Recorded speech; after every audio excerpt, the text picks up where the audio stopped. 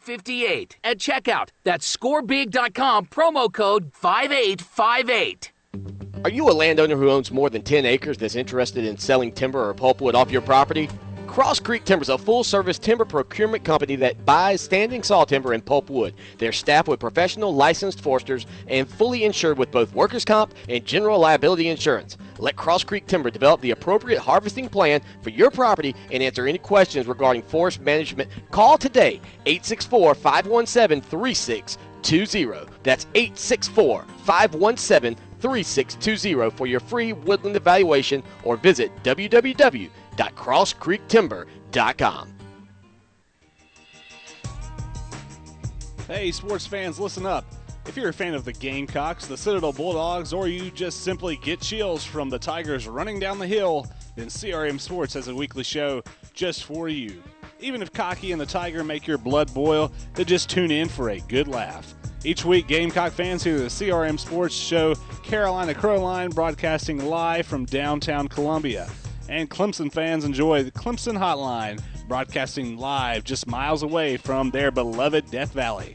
It's fun, independent, objective, and informative talk about your favorite college team. To listen to the various CRM Sports Collegiate Sports Talk podcasts, visit iTunes and search for CRM Sports, and the action-packed shows will be just a free click away.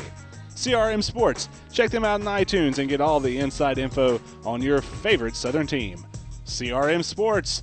We know Southern sports. We turned up, we run down the hill, we so turned up. Rock the rock, hit the field, no competition, we first up. Offense is too fast, defense ain't scared, boy.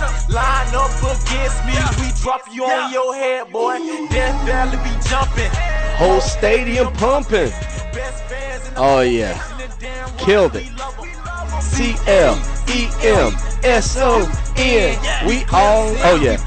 I messed it up. We Clemson. We ballin'. We all in. We Clemson. We ballin'. We all in. These boys can't hold us back. Clemson Tom says in the chat room. On vocal, thanks for coming in here with us, everybody. Hashtag TN Talk 803-450-0086 is the way you can reach us here on the program, or go to ClemsonSportsTalk.com and click on Send Voicemail. That'll come right to us each and every week. We'll play those on the program if you leave us one. And some people just like to get in the chat room because they can say whatever they want. They don't have to feel any pressure. It's a pressure-free environment there in the chat room. And I want to send a shout-out to the state newspaper, who did such a fantastic job this past Saturday morning with their beautiful upside-down tiger paw there on the Clemson game day, as they wrote a really good article about Tig Willard. Willard gets high marks for work at linebacker was the name of the article. But the editing department just couldn't quite figure out which direction to put that paw. I'm assuming that guy probably graduated from USC. I don't know that to be a fact. However, I will say that Sunday morning, the newspaper did have it correct. So they did get it fixed. And it was, I agree, Vicky, as Vicky says in the chat room, it was huge. Yeah, you know, my sister, you talk about Ron Morris, Tommy. My sister said, do you think Dabo Swinney's going to go after whoever put that in and try to get him fired? Can you imagine if they ran a Gamecock? I guess that's the Block C or whatever Carolina uses. Could you imagine if they actually ran that upside down in the newspaper in Columbia? If you think the state paper's thin now, it would be probably over with at that point. I want to let you guys know, if you're watching on the YouTube version, that's right, the producer, me, forgot to hit record, so that picked up during the commercial break there. That's why you don't get the beautiful intro and everything that I said, all the beautiful nuggets and tidbits. Probably the best quality start of the show we've ever had, and unfortunately the YouTube people will never see it. They'll have to listen to the podcast edition. Most people think that's probably the best way because you don't actually have to look at me. Here's what we said a couple of weeks ago, and you guys who are here, you will remember it. I talked about the fact that I felt like once Sammy Watkins and Taj Boyd kind of got connected, that it was going to open things up for a kid like DeAndre Hopkins again. Because all of a sudden you have to say, who do I get rid of? Who is the lesser of these two evils? I believe that in this game against Maryland, you could see an exact reversal. You could see a guy like Watkins now getting three touchdown grabs, and a guy like Hopkins only getting one. Because as these guys go back and forth, they cause tremendous pressure. I mean, they are absolutely unbelievable right now. And they don't just go up to catch the football. They go up and attack the football. And you also see some of these young guys making plays as well. It was nice to see Sharon Peete get a touchdown catch late. It was also nice to see Martavis Bryant get involved. I'm very excited about the direction still of this offense, even if, and right now I use that if as to say, I really think this is probably going to be the last time we see DeAndre Hopkins in a Clemson uniform. Even if he doesn't come back, the wide receiving core next year is going to be just as good, if not better. They are fast, they run great routes, and they attack the football at the highest point. And they're such a threat. And what Clemson's done, they've almost looked like two different teams from the beginning of the season till now. And maybe some of that was because Sammy Watkins was out. But opening up this deep ball and throwing the ball down the field compared to how we were throwing it underneath, what it's really done is all of a sudden, from the beginning of the season to the end, or to the midpoint and a little bit beyond now, defenses have to prepare for almost two completely different teams. And what happens when Clemson starts throwing in a very nice mix?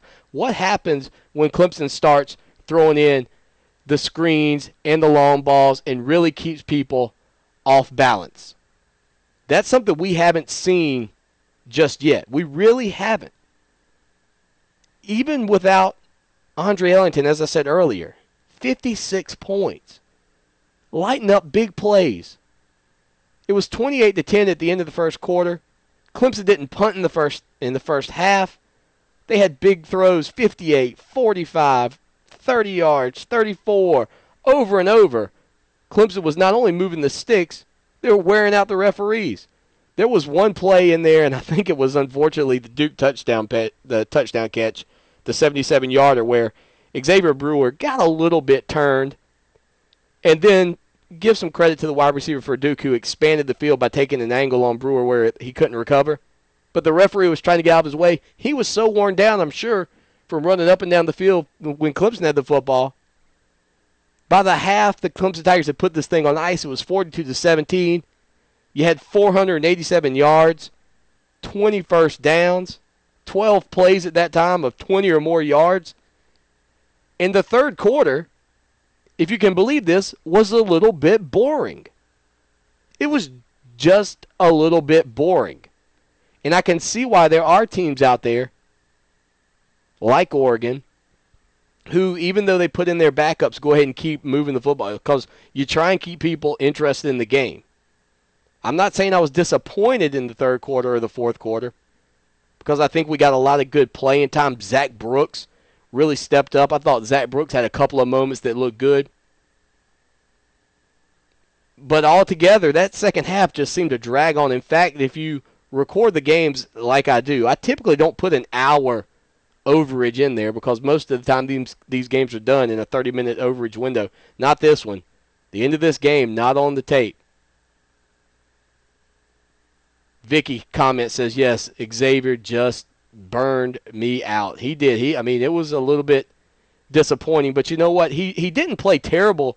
He did not play terrible technique. He had no help over the top. The thing was, like I said, that wide receiver for Duke took such a great angle that he just expanded the field, and Brewer could never make it up. Taj Boyd, though, unbelievable. Last week, 5 touchdown passes to 5 different receivers before the half. This week, 5 touchdown passes before the half as well. The kid's on fire. And finally, I saw him mentioned in one of the Heisman moments. Now, he did have 3 interceptions, one right near the end of the half. The other, of course, was the one where he hit Sam Cooper in his hands, and it was just a little bit of an exchange between Cooper and the defensive back where they collided and the ball squirted free. A really good interception, but neither of those could you really fault Taj Boyd. So 2 out of the 3 you really couldn't put on him. He's played really good. As I said earlier, made such a difference in this team. We'll be right back. Stay with us. More Clemson Hotline right around the corner.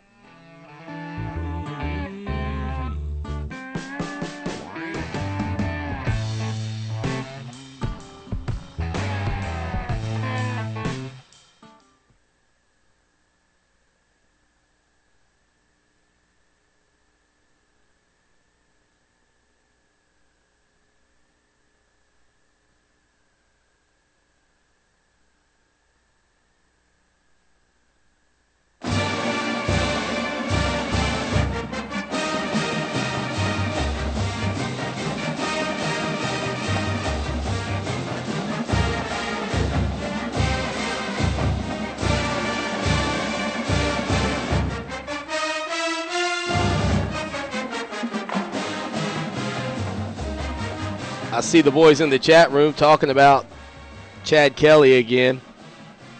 Somebody on Twitter yesterday said that no one holds a clipboard quite like Chad Kelly. No one. Or better yet, the story I heard about Chad Kelly is that he actually introduced himself to someone on campus, a young lady, as the Chad Kelly. That's funny to me. I don't know. Hi, I'm the Chad Kelly. I'm not some also-ran. I am the Chad Kelly. But you know what? The guy does have a little bit of swag. Chris in the chat room says, will Shuey be a first or second team All-American? If not, he deserves it. That's not happening, but I'll give Shuey a lot of credit in that his progression from last year until this point this season and the previous few ball games has been tremendous. He is not the fastest guy on the field. He doesn't change directions the best, but he has a nose for the football, and he's willing to hit you. He's not scared. Clemson Tom calls him his new favorite defensive player. He plays like I think a lot of people want your defensive players to play, fearlessly. The reaction time in college football is such that if you don't go ahead and make a decision, if you hesitate for a split second, it's almost worse than being out of position and causing a little havoc. It's okay to sometimes step the wrong way as long as you're moving. But if you're sitting on your heels and you're not ready to go, Shuey is always ready to go.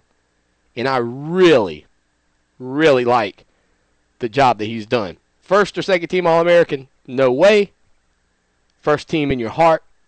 Absolutely. Josh wants to know, should Clemson stop scheduling FCS opponents to beef up strength of schedule? And I know you saw the news about SC State being on the schedule in a couple of years coming up, and that didn't delight everybody. I want to say this, though, and I don't know how much of the influence this will be, how much influence this will have on the season and on strength of schedule. But if you notice, like a South Carolina schedules a Wofford the week before the Clemson game. If you put those weaker strength of schedule teams at the back end of your schedule and you go ahead and play some bigger, beefier teams early and you jump up, are you going to get penalized at the end as much as you do for playing a Wofford week 1? I don't know how that's going to factor out. I mean, you've got a couple of teams in the SEC. I don't have my – yeah, I do. I've got my SEC schedule right here. Just had to bend down to get it. I mean, Alabama plays Western Carolina, for example. Auburn plays Alabama A&M. You've got Texas A&M playing Sam Houston State. Florida plays Jacksonville State. Georgia plays Georgia Southern. Kentucky plays Samford. South Carolina plays Wofford. I don't think there's – I really think that seems like a concerted effort by the SEC to not play those weaker scheduled teams to keep their rating up even higher in these polls. I don't say, and you know I don't agree with the polls, but I wonder if we back those down or put them at the back end of the season, would that change it? Josh says Sam Houston State's a pretty decent FCS team. I don't know anything about them. I'll be honest, they could be fantastic. I didn't even look to see really, if any of those were were even FBS opponents. But I just was talking about teams who aren't typically thought of that well. Somebody, was not saying to me at the beginning of the season, can't wait for Sam Houston State to show up in Death Valley. But I think it's a point that we see. I do think it's a point that we see the SEC doing it. Would we be better off if we had moved a game like Furman to the week before South Carolina at this point? Because you would have had an SC State team or maybe a Maryland team you've already played. They're not great, but how does that influence everything? Yeah, I agree, Chris. Michigan sure hated App State ever showed up. One of the most beautiful calls in the history of college football when those guys are yelling about winning one in the big house. Taj Boyd, I talked about his poise. Here's what he said, and you kind of wondered as Clemson threw the ball for that. He threw the ball late, the last play of the first half. That was an interception. If Clemson was just trying to continue to put up points, Taj said, "A BCS bowl is our goal. Obviously, we have to win out, but if you're supposed to be a certain type of team, you have to perform to that capability. We feel like we're that type of team. That's why we continue to stress playing to our standard." And they are really trying to put up big points. I said it before, and I'll say it again. You continue to put up points, you continue to roll people up, and you force ESPN and all these shows to talk about you. It was Oregon's method. It's the way they got themselves talked about. They went out, they beat teams, they beat them to the ground. You keep doing that at Clemson, you do that for a year, you do that for 2 years, you'll be at the top, you'll be in the mix, and people will talk about you, and that's all you need. And it won't matter about the polls. It won't matter about the computer ratings and the strength of schedule. You'll be so high that you will be there because it's going to open up to 4 teams. Now, let me tell you, there's nothing more exciting than the big Clemson-Carolina game each and every year. But before you cheer your favorite team to victory on the football field, listen, let's help your team win the 28th annual Clemson-Carolina Blood Drive. November 12th through the 16th on South Carolina and Clemson campuses from 10 a.m. to 7 p.m. There will be multiple locations across Clemson's campus, including the Palmetto Ballroom, Student Union, Hendricks Center, and several bloodmobiles. One unit can save up to 3 lives. So come show your support for Clemson and help out our local hospitals and all those affected by Hurricane Sandy as well. Tremendous amounts of blood supply headed up north. You can give blood if you're a Carolina fan listening to the show because you just want to be in here and mess with the folks in the chat room. That's fine. But you too can help save lives. Give blood at the University of South Carolina at the Russell House on Green Street. Monday, bloodmobiles will also be set up from 11 a.m. to 6 p.m. Monday through Friday at the Thomas Cooper Library. Tuesday and Friday at Darla Moore Law School of Business. Wednesday at the Colonial Life Arena. And Thursday at the Greek Village in the Carolina Coliseum. Presenting donors will receive a free commemorative blood drive t-shirt and free food. The blood drive trophy will be awarded at halftime, November 24th, the day the Pitchfork returns, at Death Valley. Over the last 27 years of competition, the universities have collected more than 90,000 units of blood, potentially saving more than 270,000 lives. While the University of South Carolina has won the blood drive for the last 4 years, Clemson currently holds a 14-13 lead. All blood types are needed. If you're an individual aged 17 years of age or 16 with parental permission, you weigh 110 pounds and are in generally good health, you may be eligible to donate. Visit redcrossblood.org/SC for more information. That's important, people. Pick up the pitchfork, shed some blood. Everybody knows the story. The legend of the pitchfork, Ben Tillman. Go to ClemsonSportsTalk.com. We actually have a Pitchfork Returns t-shirt. You might like the way it looks. You might want to buy one for you and your friend. And your friend's friend. And your friend's friend's friend. And that will be fine with me. We'll be back with more Clemson Hotline right after this.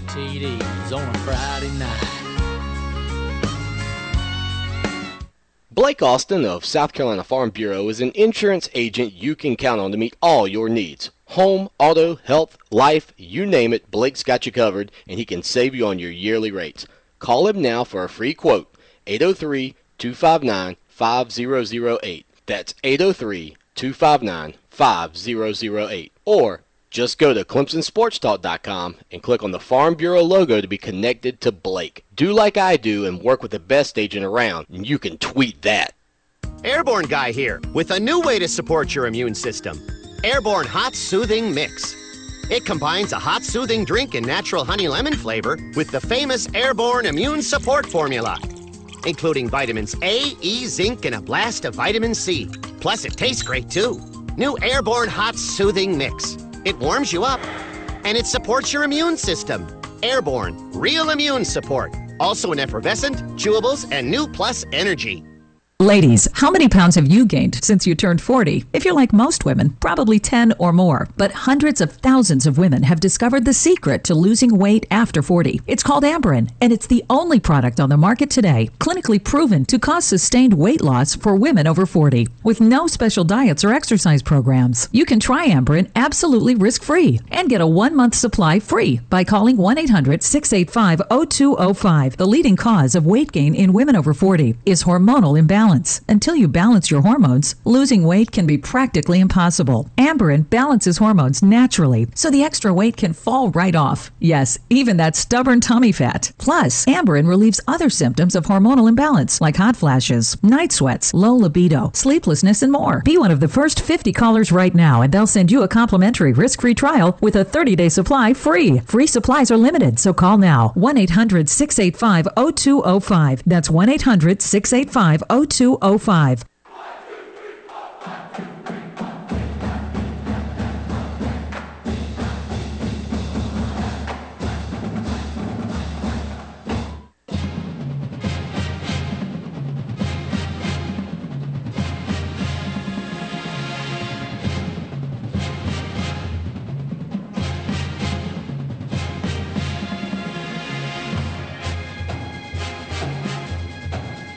Welcome back into the Clemson Hotline. I'm your host, Lawton Swine. Glad you are with us. I appreciate you coming in and joining the program. Chat room is on fire. I'm actually trying to post a link right now to the store on our website so that some people, if they are interested in that shirt, and hopefully this link will work there. It keeps putting in font color. Take out font color and all that nonsense. Go by ClemsonPodcast.com/main/store.php. But you can also just go to ClemsonSportsTalk.com and find your way there. We're still migrating some of the stuff over. Tweet the link. You got it. You got it, CT. Clemson Tom is pretty pawsome. That's what he tells me. He's got some pawsome koozies as well. Let's see, what would this be? Pitchfork returns. I need a producer. I need somebody to do all this for me. Hashtag TN Talk is the way you can get us on Twitter. There they are. Check them out. They're in the store. Hopefully we can have some people order some of those shirts, and we'll get them out to you. We got all kinds of sizes. Whatever size you need. Kids, adults, extra, extra, large. I think we go all the way up to a triple XL on that one. That's a pretty big shirt. Believe me. If you've ever seen one that size, they are ginormous. Well, I got to get to some things, and I tell you what, the good news is about the program, the way it's gone so far, we're going to have plenty to talk about and wrap this whole thing up on Wednesday night, 9 p.m. on TigerNet Talk when we give our prediction and the PS3 prediction, which has been on fire. Scott sent us a question, which is bigger, L, your microphone or Chad Kelly's ego? I do have a relatively large mic. I mean, it's not so much the mic. I actually worked on it, and I was going to try and make it a little bit smaller, but I think it's kind of my signature. And if I took it away and made it small, people would say, "Where's the big mic?" And I have to bring it back. Chad Kelly, I think you could say, he's probably got a pretty big ego too. I would say Kelly's ego just slightly larger than my boom on my microphone. Let me just say this, though, and I wanted to talk about a couple of guys running the football. Roderick McDowell had 13 carries, 83 yards in this game. But the man who's really impressed me really has been DJ Howard. I like the way he runs. He is just has this powerful running style about him. It's a little herky-jerky. It looks a little strange, but he's always ready to lower the boom. His pads are always square.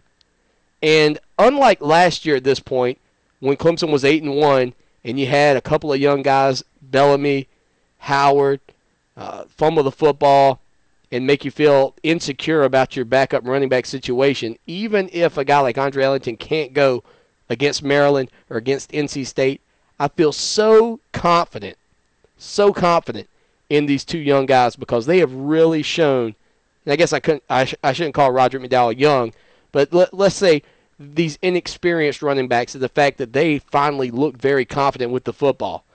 And I see Chris in the chat room saying Bellamy who?